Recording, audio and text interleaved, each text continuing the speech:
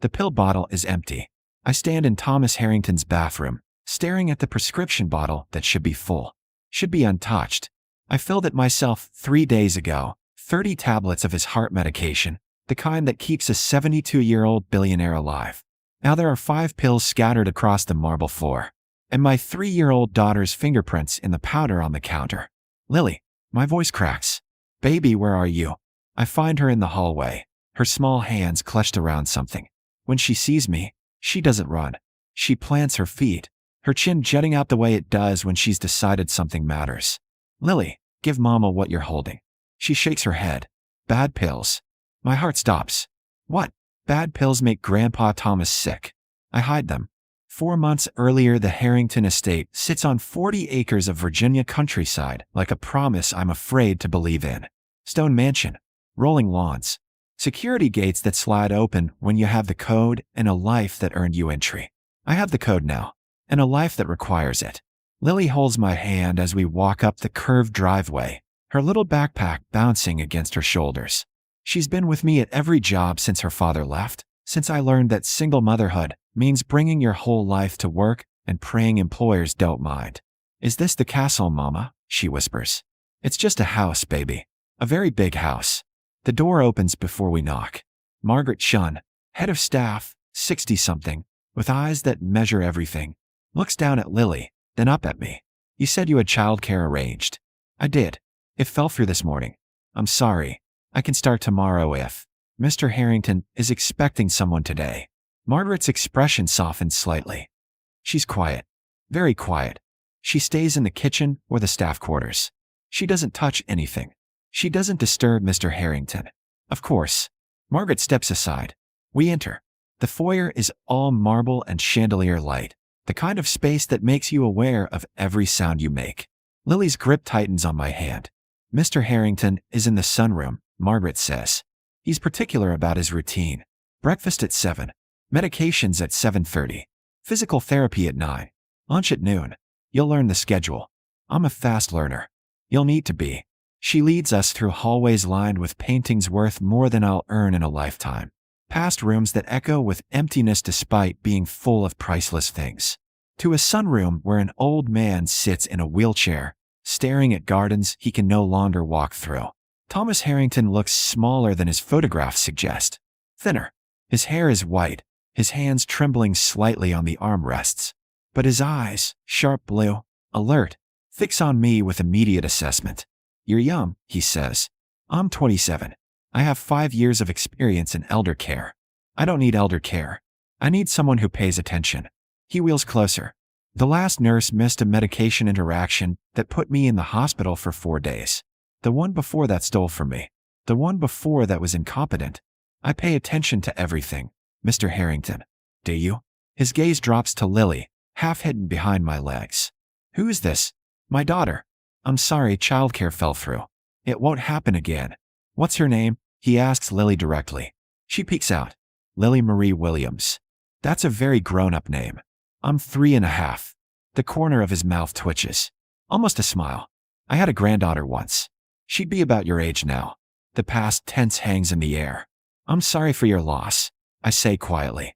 His face closes off. Show me your credentials, Ms. Williams. Let's see if you're worth what Margaret is paying you. The first week, I learned Thomas Harrington's life in careful detail. 7 a.m. Help him from bed to wheelchair. His legs work, barely, but balance is compromised. Stroke 6 months ago. Still recovering. Still angry about it. 7:30, medications. 6 different prescriptions. Heart medication, blood thinner, blood pressure, cholesterol, anti-seizure, anti-anxiety. I sort them into the daily organizer. I watch him take each one. I document everything. 9 a.m. Physical therapy with Lars, who comes 3 times weekly and pushes Thomas through exercises he hates. Noon. Lunch. Healthy, boring, doctor approved. Thomas complains but eats it. Afternoon. Business calls. Thomas still runs his hedge fund from the sunroom, barking orders at people who manage billions. His mind is sharp as ever. His body is the prison. 6 p.m. Dinner. More complaints. More compliance. 8 p.m. Help him to bed. Check his vitals. Set up the night monitor. And through it all, Lily sits in the corner of whatever room we're in, coloring quietly, playing with her dolls, existing in the careful silence of a child who's learned not to be a burden. She's very well behaved, Thomas observes on day 3. She has to be, I reply, adjusting his pillows. That's not a childhood.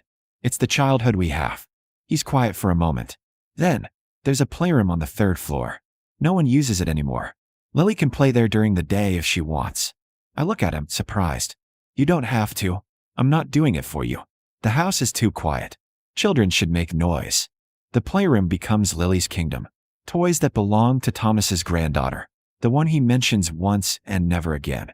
Lily plays with them carefully, reverently, like she knows they're borrowed from someone's grief. And something unexpected happens. Thomas asks to be wheeled to the playroom during his afternoon free time. He sits in the doorway, watching Lily play.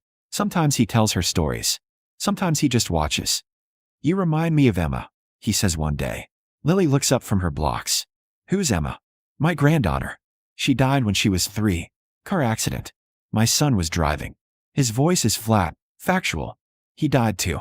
My daughter-in-law survived, but she couldn't look at me anymore. Too many reminders. She moved to California. I haven't seen her in 4 years. I busy myself straightening already straight items, giving him privacy in his grief. Emma used to line up her blocks exactly like that, he continues. Smallest to largest. She was very particular. Lily nods seriously. Things have to be right. Yes, they do. They sit together, the billionaire and the toddler, in comfortable silence. Building towers. Sharing space. Healing something neither of them names. On week 6, I notice something wrong. Thomas is more tired than usual. His tremors are worse. His speech is slightly slurred by afternoon. Did you take your morning medications? I ask. Of course I did. You watch me. But the symptoms don't match. I check his vitals. Blood pressure is elevated. Heart rate irregular. I'm calling Dr. Chun. I say, don't fuss. I'm fine. You're not fine. The doctor comes. Runs tests. Adjusts dosages. Says it's probably stress, probably normal disease progression, probably nothing to worry about. But I worry anyway. Because worrying is what saved someone once, and not worrying is what killed my mother. Diabetic, compliant, trusting her doctor right up until the insulin dosage error put her in a coma she never woke from. I learned then, trust yourself first. So I watch. I document. I note that Thomas's bad days seem random, unpredictable, not correlating with activity or stress or any logical pattern. Until Lily says something that changes everything. We're in the playroom. Thomas is napping. Lily is sorting her blocks by color, a new obsession. Mama, why does the vitamin man give Grandpa Thomas different pills? I look up from my phone. What? The vitamin man. With the big back. He gives Grandpa Thomas pills from his pocket. Not the regular pills. My blood goes cold. Lily, what vitamin man? He comes on Tuesdays. When you take me to the bathroom, he talks to Grandpa Thomas about money. Then he gives him pills and says, take these, they'll help. But Grandpa Thomas gets sick after. Show me these pills, baby. She leads me to Thomas's bathroom. Points to a bottle on the back of the counter, hidden behind his regular medications. Herbal Wellness Complex. No brand name. No ingredient list. No FDA approval stamp. Just a phone number on the bottom. My hands shake as I photograph everything. I wait until Thomas wakes from his nap. Until Lily is safely in the playroom. Until I have my phone ready to record. Mr. Harrington, who's been giving you supplements? He blinks at me, confused. Supplements? Dr. Chon adjusts my medications. Not prescription medications. Someone's been giving you herbal supplements. On Tuesdays. His face changes. Something flickers, recognition, then defensiveness. That's private. Private. I hold up the bottle. These aren't FDA approved. They have no ingredient labels. You've been getting sicker on Tuesdays. Mr. Harrington, what are these? They're vitamins. Natural remedies. Western medicine isn't the only answer, Ms. Williams. Who's giving them to you? Silence. Mr. Harrington, I need to know, my nephew. The words come out sharp. Richard gives them to me. He's trying to help. Everything clicks into place. Richard Harrington, Thomas's only living relative besides the estranged daughter-in-law. The one who visits weekly. The one who stands to inherit everything. The one who might have reasons to want Thomas's health to decline. What does Richard tell you about these pills? That they'll help with the stroke recovery. that they're natural alternatives that work better than pharmaceuticals, that I should trust him. Thomas's voice wavers. He's family, Ms. Williams. All I have left. Family doesn't give you unmarked pills, I say quietly. Not without telling your medical team. Not hidden behind your regular medications. You're overreacting. Am I? You've been getting worse. The doctors can't figure out why. And you're taking something that interacts with your prescriptions, something no one knows about except Richard. Thomas's hands grip the wheelchair armrests. What are you suggesting? I'm suggesting we send these pills to a lab. I'm suggesting we tell Dr. Chin what you've been taking. I'm suggesting we find out what's actually in this bottle. And if Richard's trying to help? If you're wrong, I think of my mother. Of the doctor who made one mistake. Of how silence kills. Then I'll apologize. But if I'm right and I stay quiet, you die. I'd rather be wrong and employed than right and attending your funeral. Thomas agrees to the lab test. Barely. Reluctantly. Margaret drives the pills to the independent lab I find. One that's not connected to any Harrington business or influence. One that will give us truth instead of what powerful people want to hear. Results in 48 hours. I document everything. Photograph the bottle. Note the dates Thomas felt worse. Cross-reference with Richard's visits. Every Tuesday for 3 months. Every Tuesday, Thomas declines. This doesn't prove anything, Margaret says when I show her the pattern. Richard visits weekly. Correlation isn't causation. It's a starting point. It's speculation that could destroy a family relationship if you're wrong, and save a life if I'm right. She looks at me for a long moment. You're willing to risk everything for this? I already lost everything once, I tell her. When I didn't speak up in time. I won't make that mistake again. Tuesday arrives. Richard with it. He's 45, handsome in that entitled way, wearing a suit that costs more than my car. He breezes into the sunroom where Thomas waits, me standing in the corner taking vitals. Uncle Thomas, you look well. I feel terrible, actually. That's the pharmaceuticals. Your body's fighting all those chemicals. Richard pulls a pill bottle from his pocket, identical to the one I sent to the lab. Take these instead today. Skip the prescription garbage. Trust me. Thomas looks at the bottle, then at me. I step forward. Mr. Harrington doesn't take unmarked supplements anymore. Richard's smile freezes. I'm sorry, who are you? Grace Williams. Mr. Harrington's caregiver. I see. And you're giving medical advice now. I'm following standard care protocols. All medications and supplements must be approved by his physician and properly labeled with ingredients. These are herbal remedies. Completely natural. My uncle knows what he's taking. Does he? I hold Richard's gaze. Can you tell me exactly what's in those pills? Every ingredient. Trade secrets. The formula is proprietary. Then they don't go into his body. Richard's expression hardens. Uncle Thomas, surely you're not listening to the help over family. The word, help, lands like he means it to. A reminder of my place.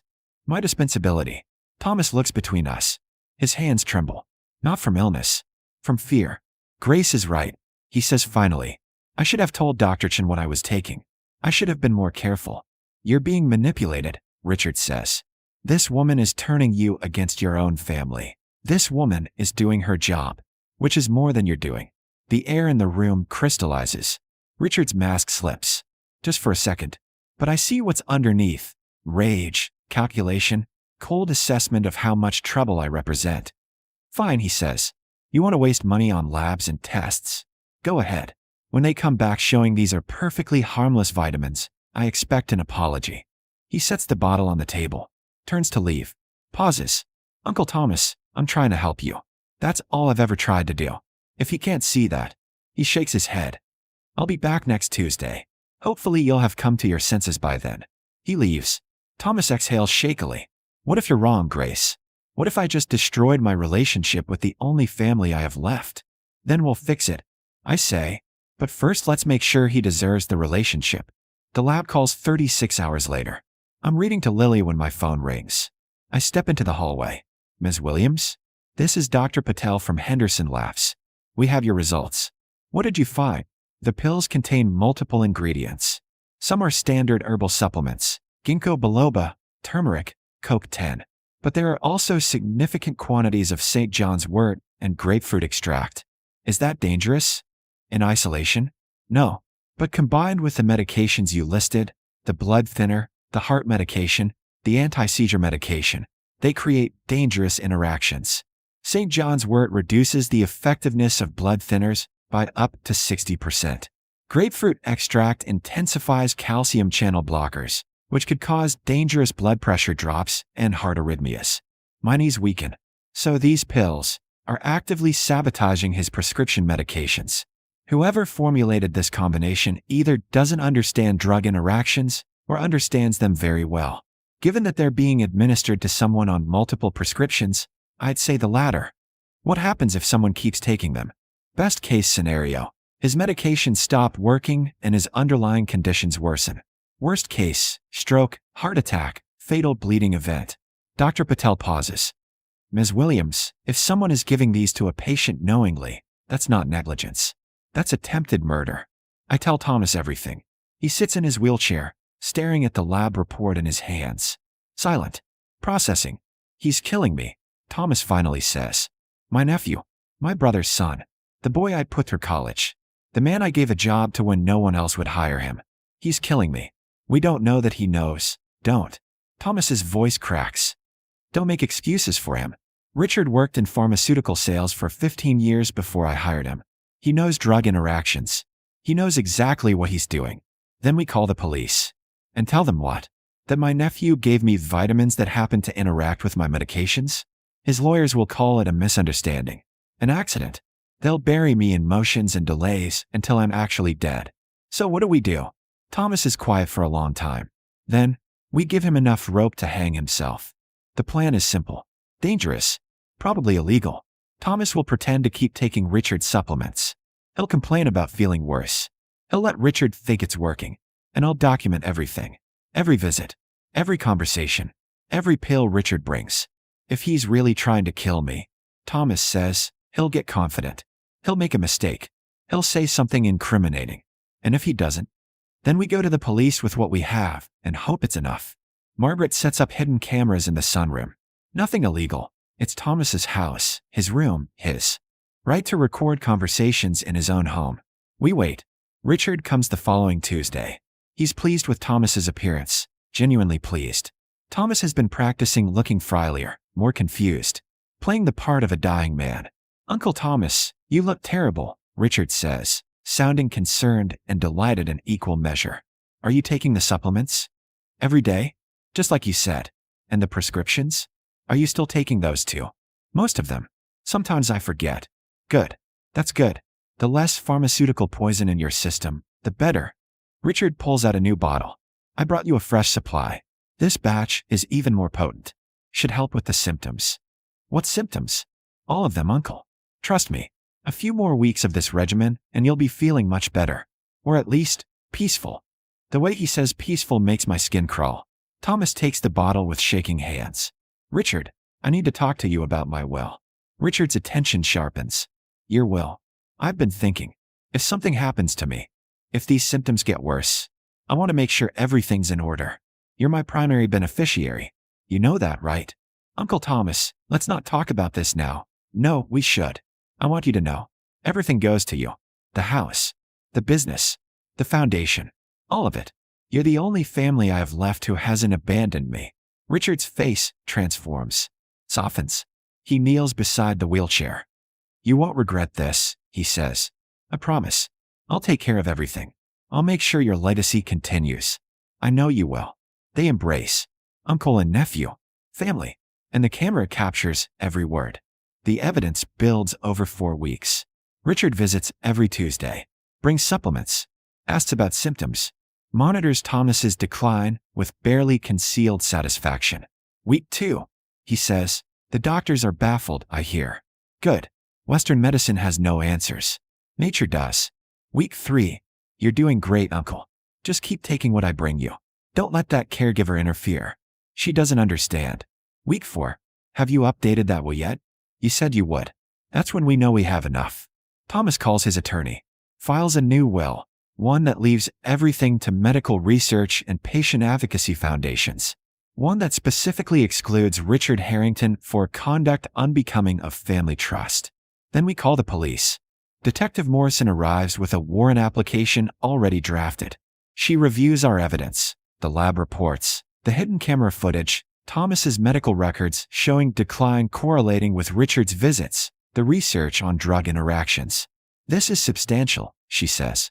But I need to be honest, Mr. Harrington. This is hard to prosecute. Defense attorneys will argue incompetence over malice. They'll say he genuinely thought he was helping. Then we need him to confess, Thomas says. That rarely happens. It will if he thinks I'm dying. Thomas looks at me. Grace, how do we make this look like I'm about to die? I don't want to answer. But I do. We stage a medical emergency. Ambulance. Hospital admission. Critical condition. And Richard will come running to make sure I'm actually dying, Thomas finishes. Maybe to help it along. Maybe to say something incriminating. Detective Morrison nods slowly. If we record him attempting to harm you in a medical setting, or confessing belief that you're dying because of his actions, that's a different case. Let's do it, Thomas says. We stage the emergency on Tuesday morning. I call 911, genuinely panicked. Easy enough when I'm terrified this plan will go wrong. Ambulance arrives. Margaret performs brilliantly, telling paramedics about Thomas's sudden decline. Thomas is admitted to Virginia General ICU. Critical condition. The story leaks to the media. Billionaire Thomas Harrington hospitalized in grave condition. Richard arrives within hours. He passes security, family member, allowed in ICU. Detective Morrison and I watch on monitors from the hospital security room as Richard approaches Thomas's bedside. Thomas lies motionless, oxygen mask on, monitors beeping, playing dead without being dead. Richard checks the hallway, closes the door most of the way, approaches the bed. Uncle Thomas, he whispers.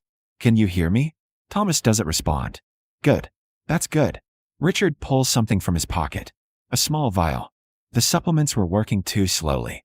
But this is concentrated. Fast acting. They'll think it's heart failure. Natural, given your condition. No one will question it. He reaches for Thomas's foreline. That's when Detective Morrison moves. She enters the room with two uniformed officers, her badge visible. Step away from the patient, Mr. Harrington. Richard freezes. I was just checking his for. You were about to administer an unknown substance to a patient. We have you on camera. We heard your confession. Put the vial on the table and step back. The color drains from Richard's face. Thomas opens his eyes, removes the oxygen mask, sits up. Hello, Richard.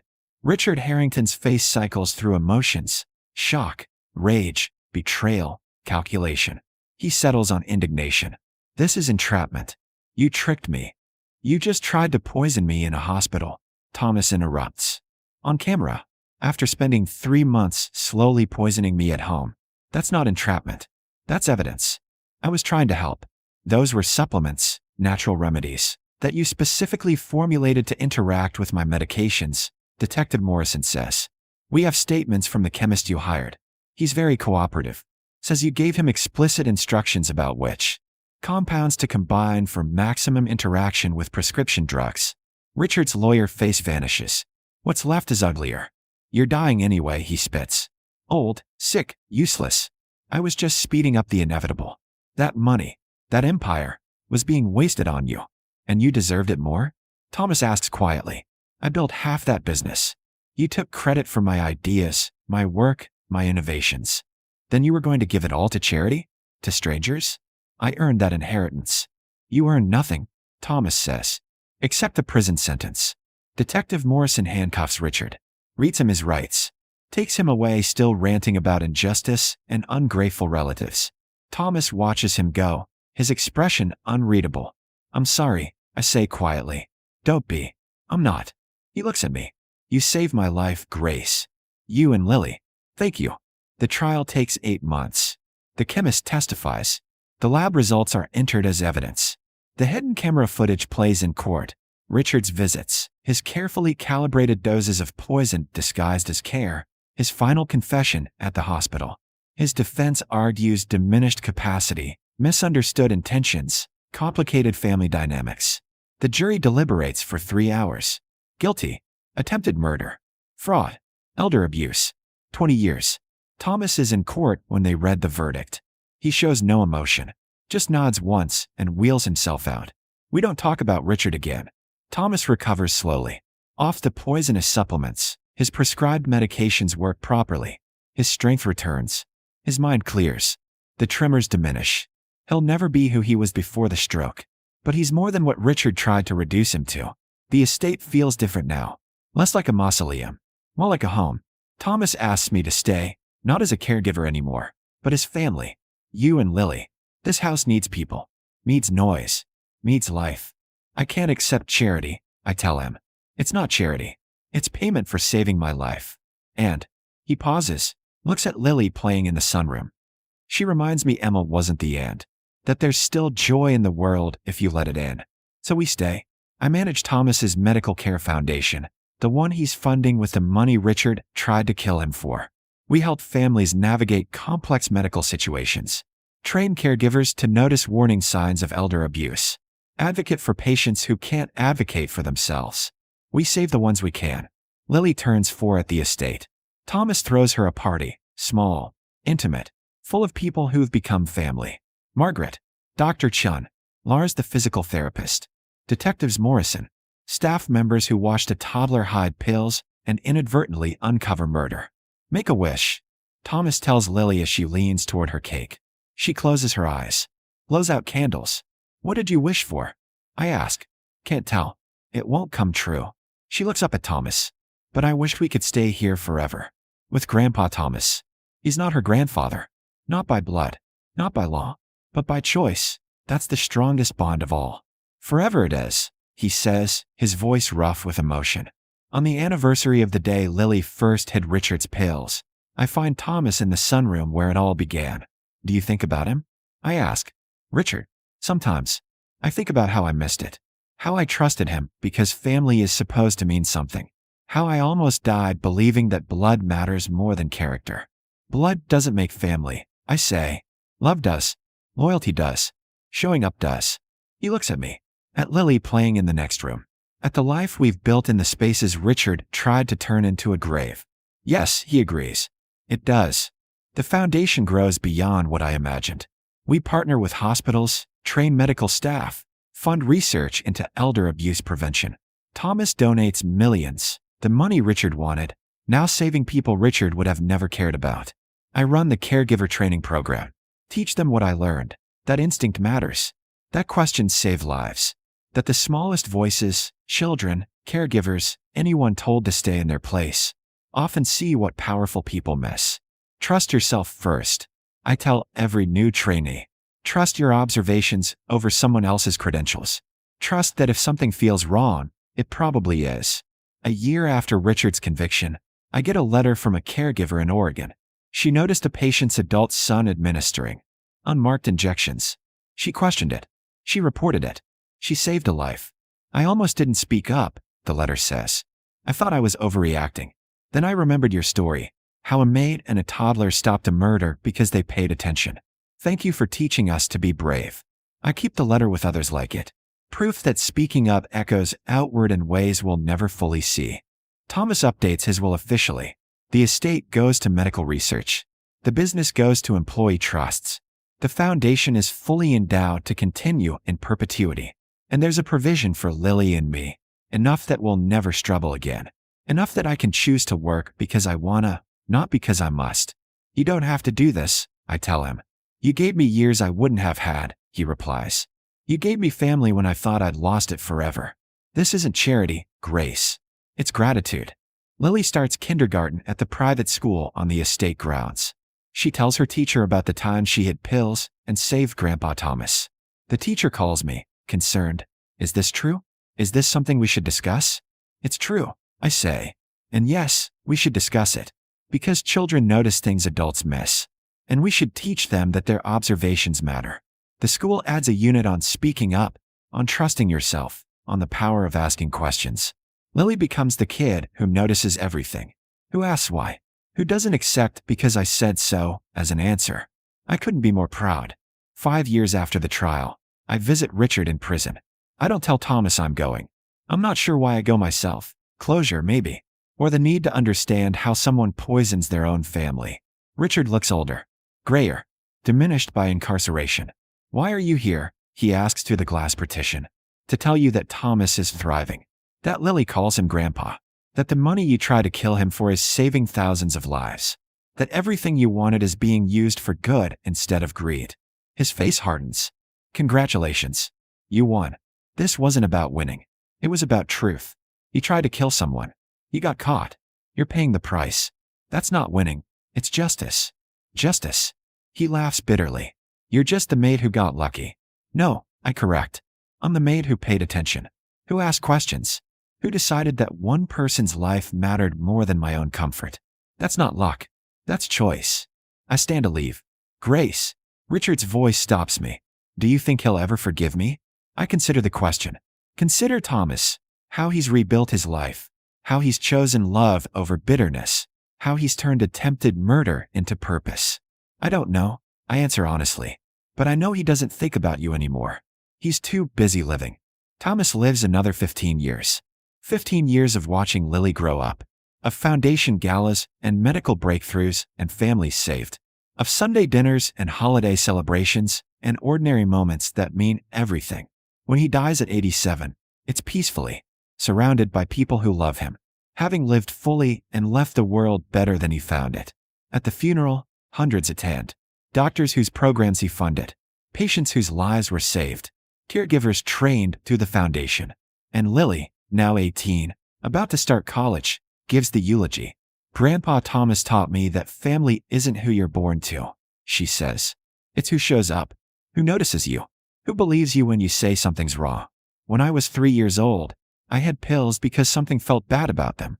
He listened to a toddler over an adult because he valued truth more than comfort. That's who he was. That's who he taught me to be. There isn't a dry eye in the church. The foundation continues. Stronger than ever. I run it with Lily, now a social worker specializing in elder advocacy. We've expanded to 12 states. We've helped thousands of families. We've changed laws and protocols and lives. Every office has a plaque. They noticed. They spoke up. They saved a life. Under it, a photo. A 3-year-old girl holding pills she knew were raw. Sometimes the smallest hands carry the biggest truth. If this story touched you, if you've ever noticed something wrong and wondered if you should speak up, let me tell you, speak up. Your observations matter. Your instincts are valid. Your voice can save lives.